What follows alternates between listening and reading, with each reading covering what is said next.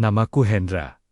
Usia sekitar 48 tahun, tapi orang-orang bilang, aku belum kelihatan tua. Rambut memang mulai memutih di sisi kanan, tapi tubuh masih tegap, dada masih bidang, dan langkah masih mantap. Aku kerja di sebuah perusahaan swasta, posisi manajer operasional. Hidupku bisa dibilang stabil, punya rumah besar, istri cantik, anak yang sudah menikah. Tapi entah kenapa, akhir-akhir ini rasanya kosong. Kadang aku pulang kerja, duduk di ruang tamu yang sunyi, dan cuma bisa menatap dinding, sambil mikir, kok sepi banget ya? Mungkin inilah yang orang sebut sepi di tengah kesuksesan.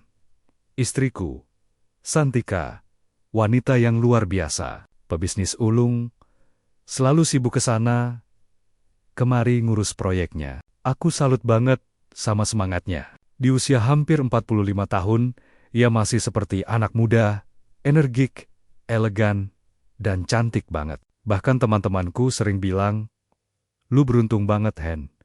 Punya istri yang masih kayak model, tapi lebih asikan yang agak gemukan tentunya.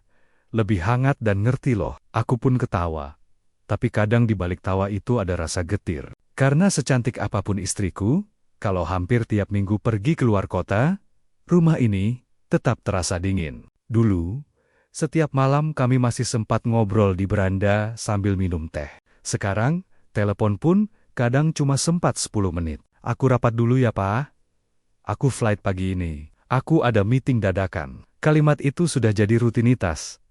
Aku sadar, aku juga bukan suami sempurna. Aku juga sama sibuknya. Tapi bedanya, kalau aku sibuk, aku selalu pulang. Sedangkan Santika, entah kenapa, makin hari makin jarang di rumah. Walau begitu, aku tetap berusaha positif. Aku tahu dia kerja keras, juga demi keluarga. Papa jangan marah ya kalau mama pulang minggu depan. Katanya suatu malam lewat telepon. Aku jawab pelan. Papa nggak marah. Cuma, kadang kangen aja sih. Dia tertawa kecil. Duh, romantis amat sih, Pa. Nanti mama pulang deh. Bawa oleh-oleh, terserah oleh-oleh apa. Yang penting kamu pulang aja. Hehehe. Kalimat itu aku ucapkan sambil menatap ruang tamu yang remang, di mana hanya suara jam dinding yang terdengar. Aku tahu, ini bukan cuma soal rindu. Ini soal kesepian yang pelan-pelan mulai makan batin. Aku berusaha untuk gak larut, makanya tiap pagi aku tetap olahraga. Lari keliling kompleks, angkat beban sedikit, biar badan tetap fit. Kadang ada ibu-ibu komplek yang nyeletuk, wah, Pak Hendra awet muda banget sih. Aku cuma senyum. Dalam hati, aku tahu, aku bukan cari pujian, tapi pelarian. Aku cuma nggak mau kelihatan rapuh. Aku pernah baca di artikel, pria seusia aku rentan krisis paruh baya, fase di mana seseorang mulai mempertanyakan arti hidupnya. Mungkin itu benar juga, karena tiap kali aku ngaca, aku ngerasa aneh aja. Punya segalanya, tapi kok hampa. Anakku Hanafi jadi satu-satunya alasan aku semangat dulu. Tapi sejak dia nikah dan kerja di Korea, rumah makin terasa kosong. Paling setahun doang kok ya, katanya waktu pamit. Tapi udah setahun lebih. Dan belum ada tanda-tanda dia bakal pulang. Menantuku Anita ikut tinggal di rumah. Katanya, biar nggak sendirian nunggu suaminya. Aku setuju.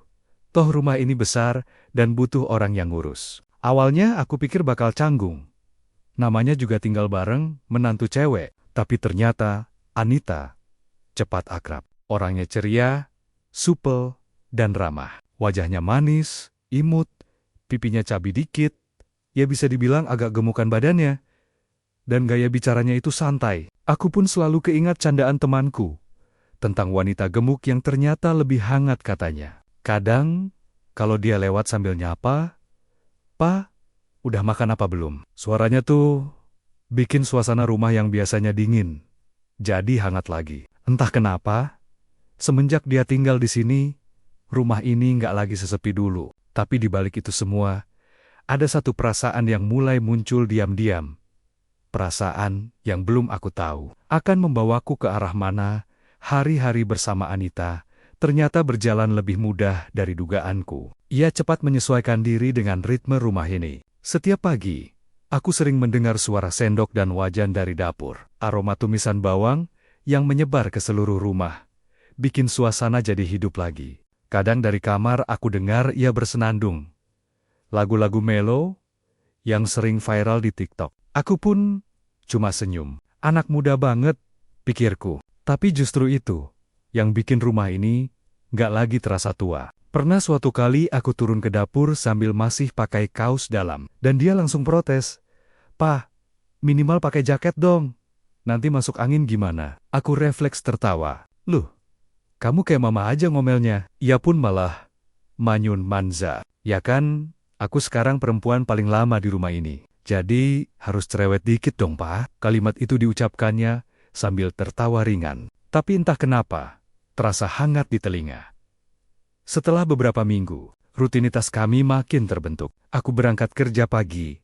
Dan begitu pulang, selalu ada suara "Selamat datang PA" dari arah ruang tamu. Awalnya aku canggung, tapi lama-lama aku malah nunggu-nunggu momen itu. Kadang kami makan bareng, ngobrol soal film, musik, atau gosip ringan. "Papa tahu nggak?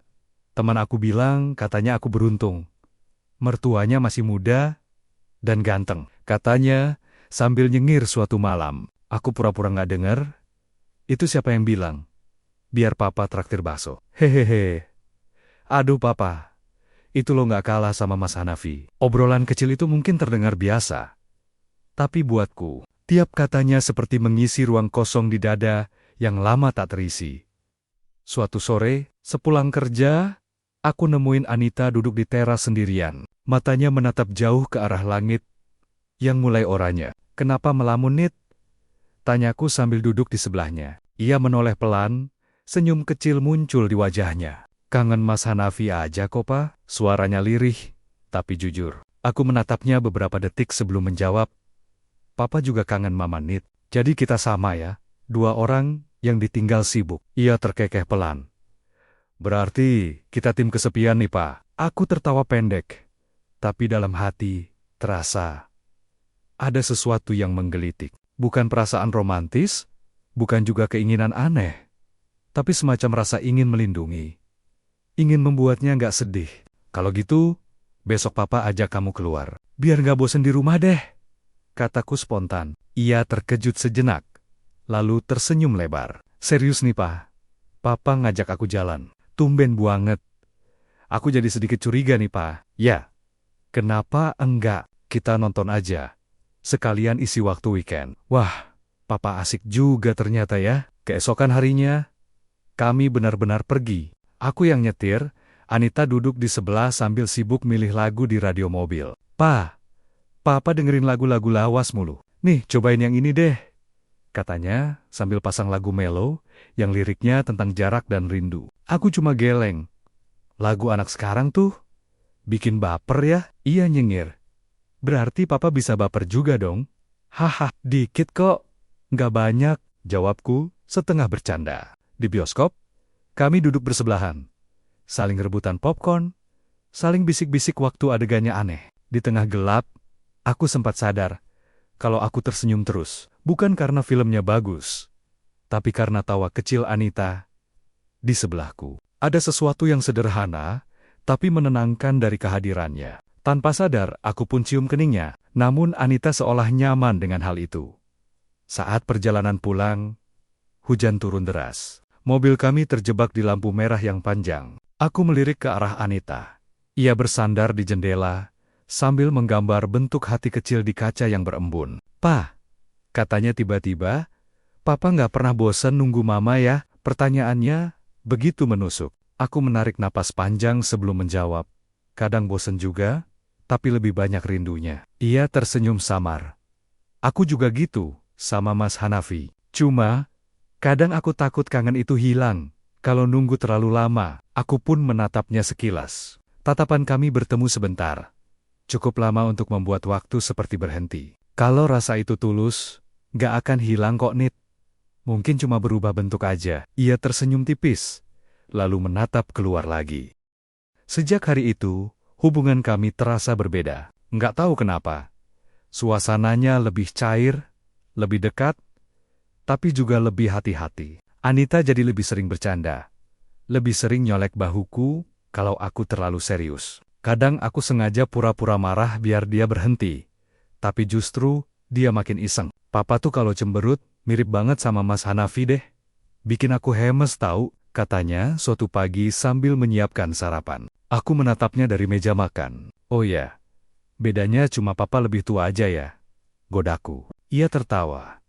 Bukan, bedanya papa lebih kalem. Kalau Mas Hanafi suka panikan. Malam itu, aku pulang agak malam karena lembur di kantor. Begitu membuka pintu, aroma masakan menyambutku. Di meja sudah ada sepiring nasi goreng, masih hangat. Papa pasti lapar kan? Suara Anita terdengar dari dapur.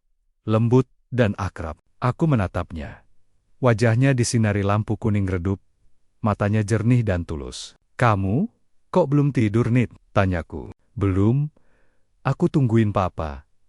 Takut papa makan sendirian. Aku terdiam beberapa detik. Sudah lama aku nggak mendengar kalimat sesederhana itu. Biasanya Santika hanya meninggalkan catatan di meja. Maka, makan ya, Pak? Aku meeting dulu, tapi malam ini, ada seseorang yang benar-benar menunggu. Terima kasih ya, Nit. Kataku pelan. Duh, papa jangan formal banget gitu dong. Kayak di kantor aja. Aku pun tersenyum. Ya udah, makasih ya, Nit. Udah perhatian sama papa. Ia tertawa kecil. Nah gitu dong. Baru papa vibes-nya hangat. Kami makan bersama sambil menonton acara TV. Topiknya ringan. Tapi aku hampir nggak fokus. Aku lebih sering curi pandang. Cara dia tertawa, cara dia memainkan sendok di piring, bahkan cara dia menatap layar dengan serius, semuanya terasa menenangkan. Di tengah kesunyian rumah yang biasanya kosong, kehadirannya seperti suara musik yang lembut. Papa, katanya tiba-tiba, memecah pikiranku. Ada apa, Nit? Papa pernah ngerasa enggak? Rindu tapi nggak tahu. Harus rindu siapa? Pertanyaan itu sederhana, tapi dalam. Aku menatapnya. Mencoba menebak maksudnya. Maksud kamu? Apa, Nit? Ia menatap ke depan. Matanya sendu. Kadang aku rindu suasana. Rindu tawa. Tapi, bukan ke orangnya. Kayak rindu hal-hal kecil yang udah hilang. Aku diam sejenak. Lalu mengangguk. Iya, papa paham kok. Rindu yang bukan soal orang, tapi soal kebersamaan yang dulu terasa lengkap. Ia tersenyum lemah. Nah, itu. Kayak sekarang, rumah ini ramai lagi. Aku seneng banget, Pak. Kalimatnya ringan. Tapi entah kenapa, dada ini terasa hangat sekaligus bergetar. Setelah makan, kami pindah ke ruang tamu. TV masih menyala. Tapi filmnya sudah berganti. Anita duduk di ujung sofa, aku di sebelahnya, tapi jaraknya cukup dekat untuk merasakan kehadiran masing-masing. Hujan mulai turun di luar, mengetuk jendela dengan ritme pelan. Papa, hujannya romantis banget ya? Katanya setengah bercanda. Aku menatap keluar jendela. Romantis buat yang lagi pacaran. Bukan buat yang ditinggal kerja. Ia terkekeh.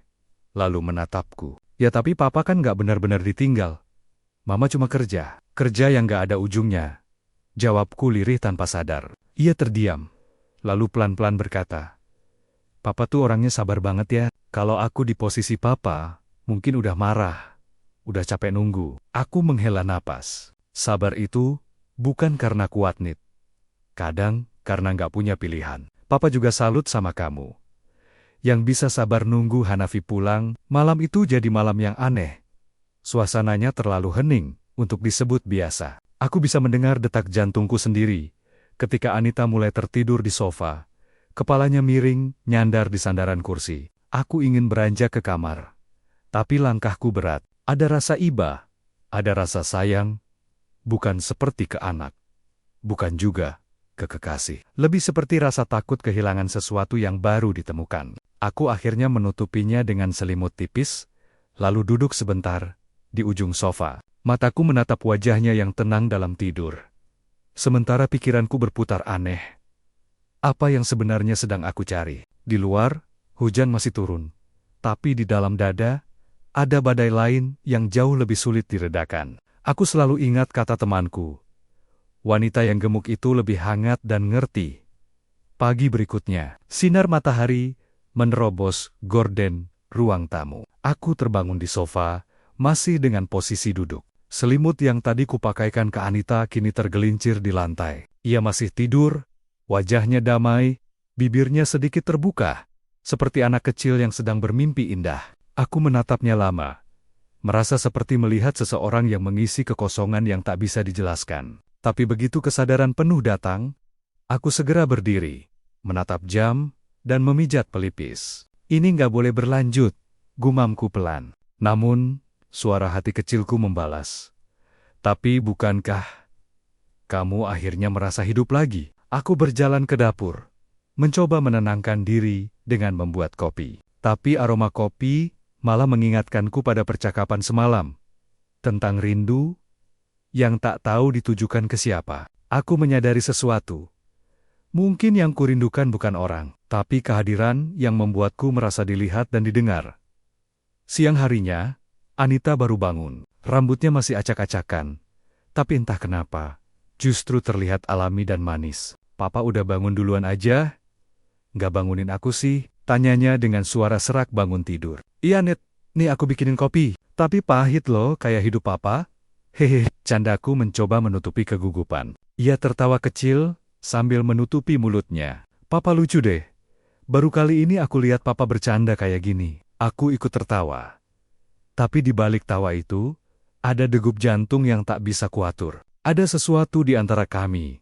Bukan cinta, bukan sekadar kasih, melainkan semacam pengertian diam-diam yang tumbuh dari kesepian yang sama. Beberapa kali mata kami bertemu, dan setiap kali itu terjadi, rasanya seperti waktu berhenti sesaat. Tidak ada kata, tapi ada bahasa yang hanya bisa dipahami lewat pandangan.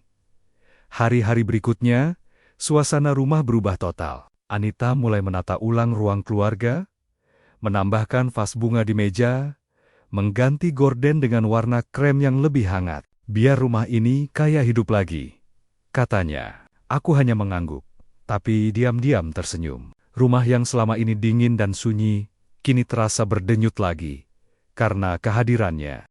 Sore itu, kami duduk di teras sambil menikmati teh hangat. Langit berwarna oranye, suara jangkrik mulai terdengar. Nit, panggilku perlahan. Iya Pak, ada apa? Kamu emang gak takut tinggal di sini berdua sama Papa? Ia menoleh, menatapku dengan senyum kecil. Kalau Papa yang kayak gini, aku malah ngerasa aman. Papa tuh bikin tenang aku. Tenang tahu enggak? Kata itu menampar lembut hatiku. Amen. Aku seharusnya memang jadi tempat yang aman untuknya.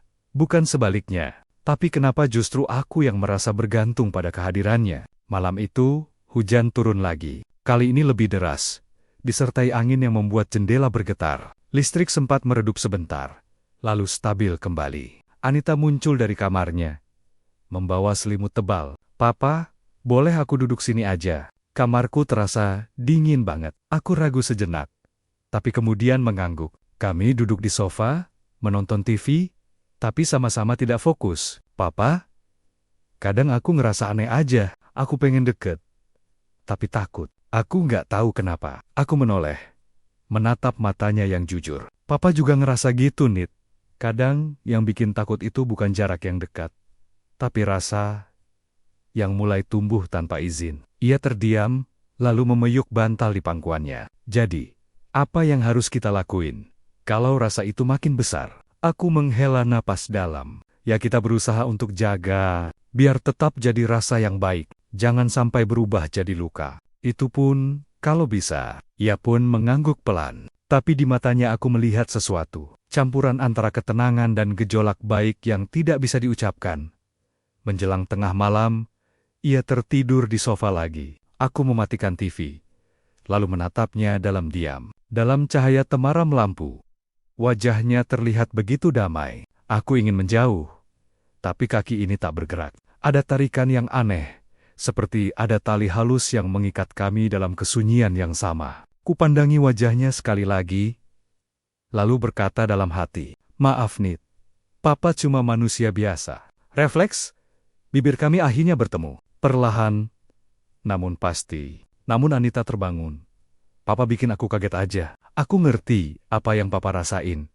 Cuma kan, enggak seharusnya Pea. Maafin Papa Nit. Papa hanya terbawa suasana mengharukan ini. Ya udah, kita tidur di depan TV aja, Pa. Tapi janji ya, Papa nggak boleh ngapa-ngapain. Makasih, Nit. Udah ngertiin Papa. Papa janji nggak akan berbuat apa-apa. Akhirnya kami pun istirahat di ruang TV. Dan hatiku berkata, ternyata benar apa yang dikatakan temanku. Yang gemuk memang beda dan lebih ngerti. Keesokan paginya, suasana rumah seperti biasa. Tapi di antara keheningan, ada sesuatu yang berbeda. Entah kenapa, setiap kali pandanganku bertemu dengan Anita, dadaku terasa sesak. Ia menyiapkan sarapan seperti biasanya. Roti bakar, telur setengah matang, dan kopi hitam. Tapi kini, setiap gerakannya terasa lebih lambat. Lebih hati-hati, seolah ada perasaan yang disembunyikan di balik senyum tipisnya. Papa, kopi hitamnya 2 sendok gula kan? Tanyanya sambil menoleh. Aku hanya mengangguk. Kamu hafal banget selera Papa sekarang. Ya iyalah, kan tiap hari lihat Papa ngopi. Kalau lupa, ya kebangetan. Ujarnya sambil tertawa kecil.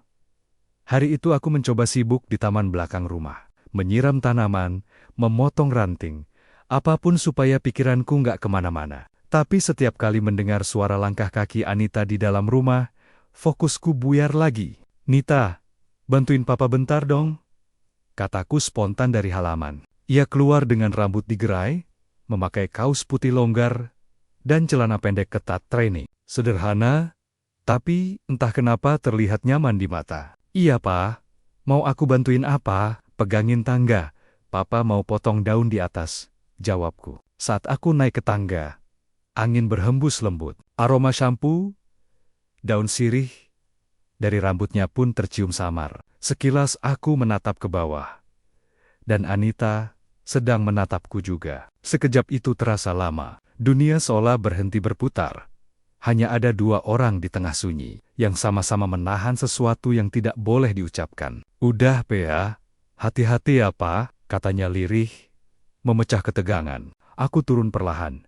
Dan saat kaki kami hampir bersentuhan, ada rasa hangat yang sulit dijelaskan. Hanya sekejap, tapi cukup untuk membuat jantungku tak karuan. Sore itu hujan turun lagi. Kami duduk berdua di ruang tamu, memandangi titik-titik air yang menetes di jendela. TV menyala, tapi tak ada suara. Hanya dentingan hujan yang menimbulkan suasana ganjil, antara damai dan berbahaya. Pa, Anita berkata pelan, kamu pernah ngerasa rindu, tapi nggak tahu ke siapa? Pertanyaannya sederhana, tapi menghantam dalam. Aku menatap wajahnya, mencoba mencari maksud di balik tatapan itu. Sering sih, jawabku pelan. Kadang kita bukan rindu orangnya, tapi rindu perasaan yang pernah kita punya. Ia tersenyum samar. Kalau begitu, mungkin kita sama ya, Pa. Aku pun menelan ludah. Sama-sama rindu. Tapi nggak boleh saling nyari. Ia menunduk, memegang cangkir tehnya erat-erat. Nita ngerti kok, Pa. Hening kembali mendominasi ruangan. Tapi kali ini, heningnya lebih berat. Seperti ada sesuatu yang hampir pecah, tapi tertahan. Malamnya, Santika istriku mengirim pesan. Katanya, ia harus memperpanjang perjalanan bisnisnya selama 2 minggu lagi. Aku membaca pesan itu berulang kali. Perasaan campur aduk, antara kecewa, marah, tapi juga lega entah kenapa. Papa kenapa? Kok terlihat kayak nggak seneng gitu? Tanya Anita saat melihat wajahku berubah. Nggak apa-apa kok, Nit. Mama kamu belum bisa pulang katanya. Jawabku pelan. Oh, Anita tergiung. Nita juga udah kangen sama Mama. Aku mengangguk. Lalu berkata, kadang aku lupa gimana rasanya punya rumah yang benar-benar hidup. Anita menatapku lama. Lalu berkata lembut, Papa, rumah itu nggak cuma butuh dinding dan atap. Kadang cuma butuh 2 orang yang saling ngerti. Kata-katanya membuatku kehilangan napas sesaat. Aku hanya bisa tersenyum tipis. Kamu bijak banget, Nit. Papa jadi malu sendiri nih. Hehehe. Terkadang kesepian seringkali bisa menyesatkan seseorang untuk mencari kehangatan di tempat yang salah. Namun kekuatan sejati bukan terletak pada menuruti rasa, melainkan pada kemampuan menahan diri dan menjaga batas. Cinta dan perhatian bisa datang dalam bentuk yang membingungkan. Tapi justru disitulah ujian kedewasaan. Membedakan antara kasih yang tulus dan godaan yang semu. Hendra belajar bahwa kebahagiaan bukan hanya tentang siapa yang membuat kita merasa hidup, tetapi tentang bagaimana kita tetap berpegang pada nilai, tanggung jawab, dan kesetiaan, bahkan ketika hati diuji oleh sepi.